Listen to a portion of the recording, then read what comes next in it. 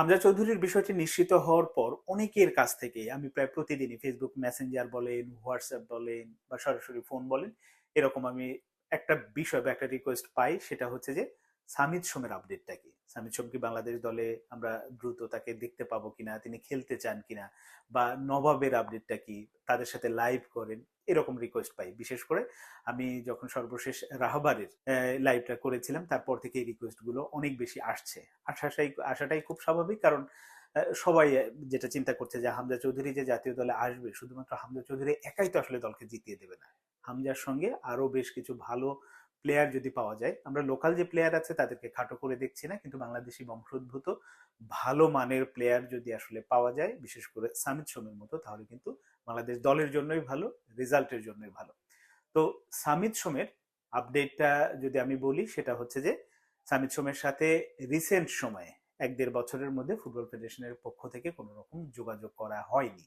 অনেক আগে যোগাযোগ করা হয়েছিল ফুটবল ফেডারেশনের পক্ষ থেকে, তখন সামিত অতটা আগ্রহী ছিল না। কিন্তু এখন যেহেতু হামজা চৌধুরী আসছে, সামিতের মনোভাব খানিকটা পাল্টেছে, উনি চায়। কিন্তু এখন মূল যে কাজটা করতে হবে ফুটবল ফেডারেশনকে, কারণ আমি আপনি সাধারণ মানুষ যত যেভাবেই বলি না কেন, নানান ভাবে দাবি উঠতে পারে, দাবি জানাতে পারি, প্রতিদিন কথা বলতে পারি সামিদ সোমকে চাই, সামিদ সোমকে চাই, কিন্তু মূল কাজটা করতে হবে ফুটবল ফেডারেশনকে। কারণ আমাদের দাবিগুলো একেবারেই কথা বলার জন্য, আমরা বড় জোর তথ্যটা জানাতে পারি, আমরা এক ধরনের হাইপ তুলতে পারি, ওই কাজটাই করতে পারি, কিন্তু মূল কাজটা কিন্তু ফুটবল ফেডারেশনকে করতে হবে। আর ওই জায়গাটাতেই বড় ঘাটতি যে ফুটবল ফেডারেশন এখন পর্যন্ত সামিদ সোমের সঙ্গে কোনো যোগাযোগ করেনি।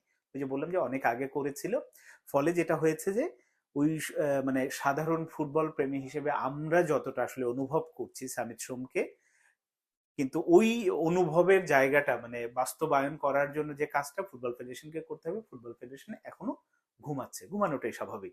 তারা আসলে যদি বলেন যে হামজা চৌধুরী জাতীয় দলে খেলতে যাচ্ছে, হামজা চৌধুরীর এই পুরো প্রক্রিয়াটার জন্য ফুটবল ফেডারেশনের লাস্ট মুহূর্তে যে কাজটা না করলেই না, শুধুমাত্র ওইটুকু করেছে, এটা তার দায়িত্ব।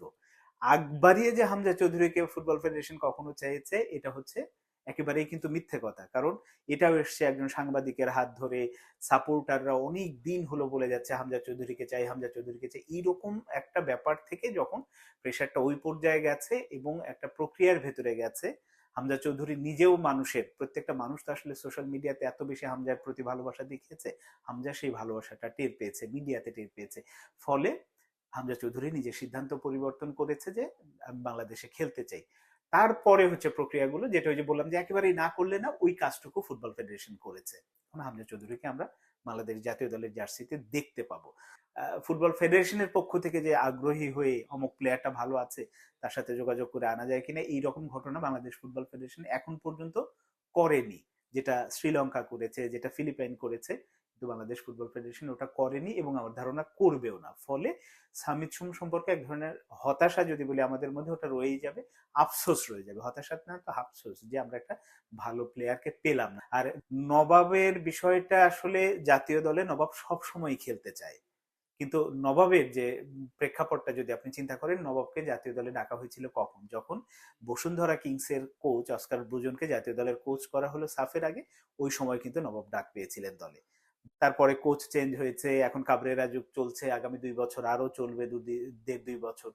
ফলে কাবরেরা কিন্তু কখনোই নবাবকে ওইভাবে বিবেচনা করেনি, করলে মাঝে হয়তো 1-2 বার ডাকতো। ফলে কাবরেরার ওই কি বলবো নোটবুকে নবাব নেই, এই কারণে নবাব যতই ভালো খেলুক না কেন কাবরেরা তাকে বিবেচনা করবে না। আমাদের তাই এখন আমরা যারা সমর্থক তাদের ওই প্রেক্ষাপটটাই চিন্তা করতে হবে, যে হামজাকে পেয়েছি, জামাল ভুঁইয়া আছে, তারিক কাজী আছে, আমাদের লোকাল যারা আছে তারা সবাই মিলে যে ফলাফলটা দেয় তার উপরে সন্তুষ্ট থাকতে হবে। আর এর মধ্যে যদি আগ বাড়িয়ে কেউ বাংলাদেশি বংশোদ্ভূত কোনো খেলোয়াড়রা চলে আসে, নিজে আগ্রহ দেখিয়ে ট্রায়াল দিতে আসে, সেইটা প্রেক্ষাপটটা ভিন্ন, এবং ওইটা হলে তাহলে হয়তো সম্ভব। তাছাড়া ফুটবল ফেডারেশন আগেও আগেও যেমন আসলে নাকে তেল দিয়ে ঘুমাতো, এখনো ঘুমাচ্ছে, ঘুমাতেই থাকবে।